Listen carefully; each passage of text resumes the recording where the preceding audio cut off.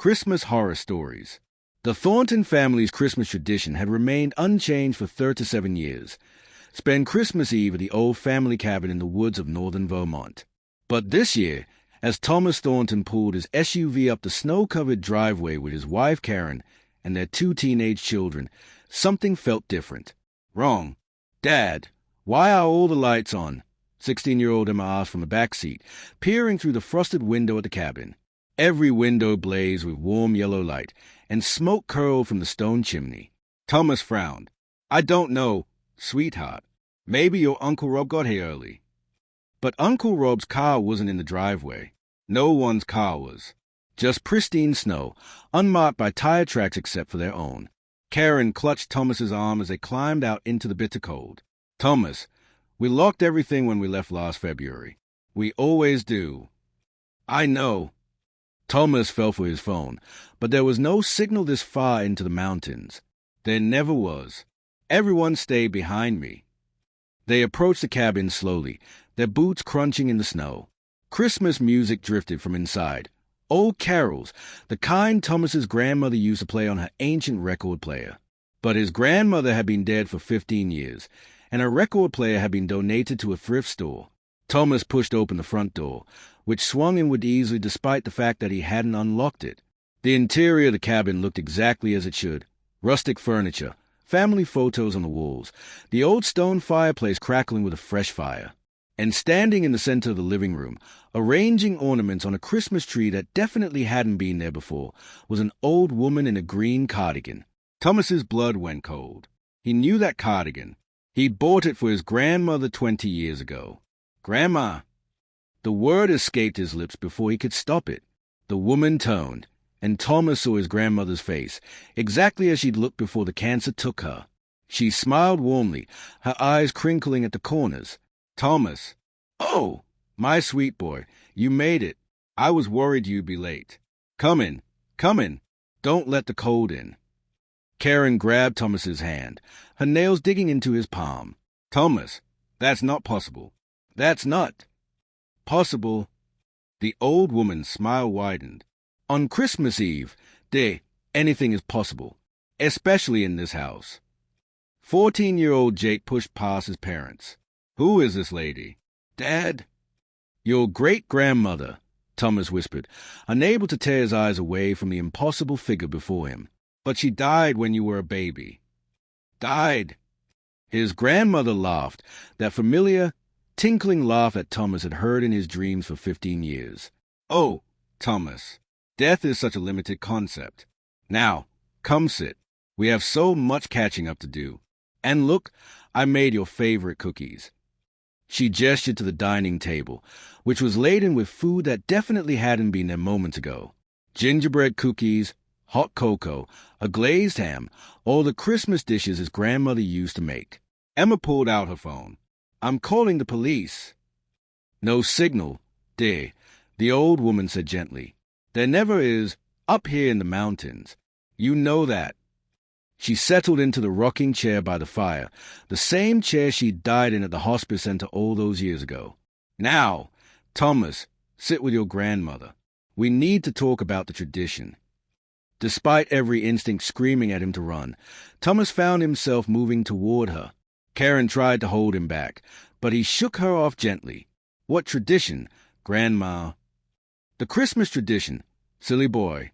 The one that's kept this family safe for generations. The one you've been participating in all these years without knowing the truth.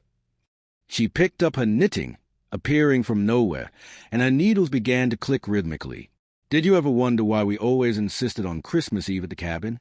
Why it had to be the whole family? Why we could never, ever miss a year? Thomas's mouth went dry. I thought it was just family bonding, keeping everyone together. Oh, it does keep us together. His grandmother's smile took on a sharper edge. More than you know. You see, Thomas, in 1847, your great-great-great-grandfather made a deal. He was a desperate man. His children were starving. His wife was dying. Winter was harsh. And on Christmas Eve, something came to him with an offer.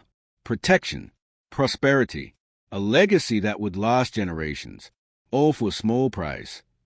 The temperature in the cabin seemed to drop despite the roaring fire. Karen pulled the children closer to her. "What price?" she asked, her voice barely a whisper. "Every Christmas Eve, the family gathers. And every Christmas Eve, someone pays a debt." The old woman's form flickered like a candle flame, and for just a moment, Thomas saw something else beneath his grandmother's kindly face, something ancient and hungry. Usually, it's someone who was going to die anyway. The old, the sick, your grandmother. For instance, I took her place willingly. Better to go on Christmas Eve with family than waste away in a hospital bed.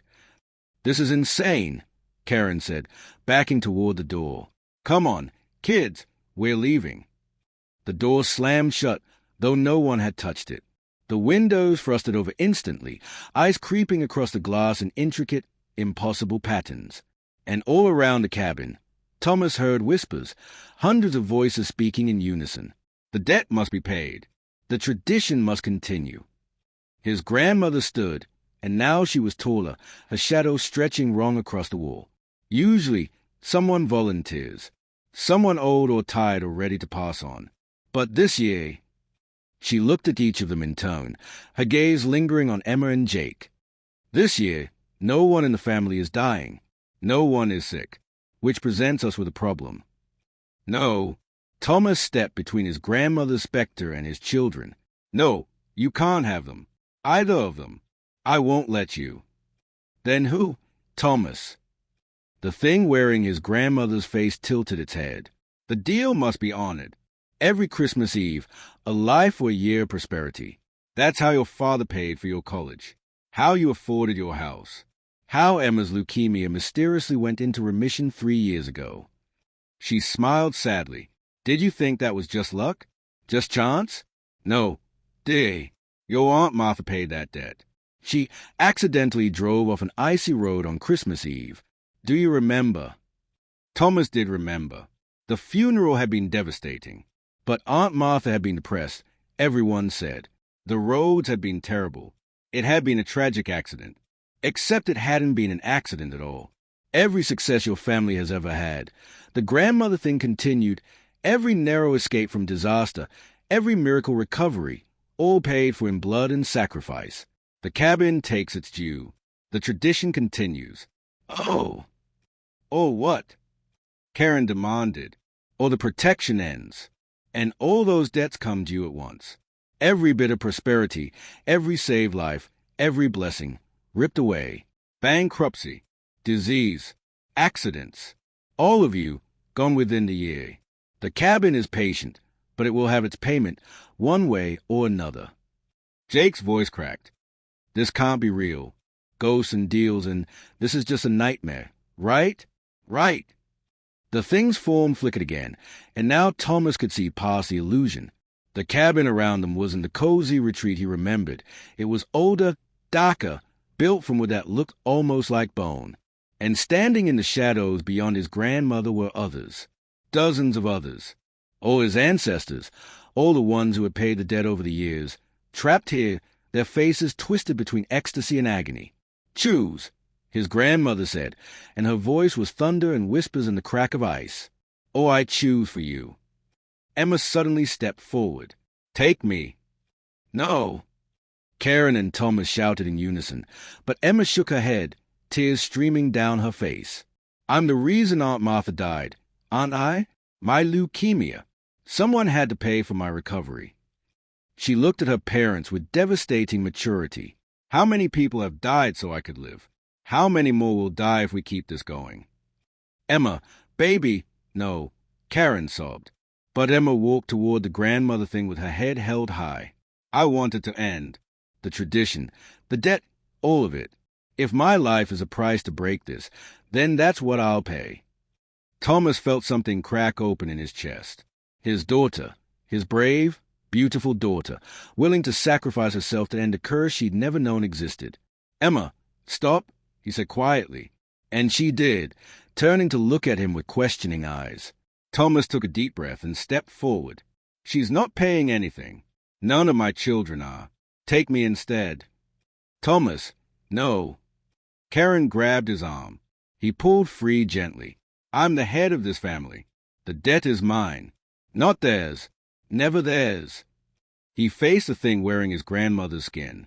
But I have conditions. You take me, and the debt ends. Permanently. My children, my wife, any future generations, they are free. The tradition dies with me. The thing studied him with eyes that were now completely black. You would give your life to free them, even knowing they'll lose the protection, the prosperity. They'll be free, Thomas said firmly. That's worth more than any protection. For a long moment, silence filled the cabin. Then his grandmother's form began to change, shifting into something else, something that had never been human. It was beautiful and terrible, ancient and eternal, made of shadows and starlight and the deep cold of winter. So be it, it said, and Thomas felt icy fingers close around his heart. The debt is paid. The tradition ends.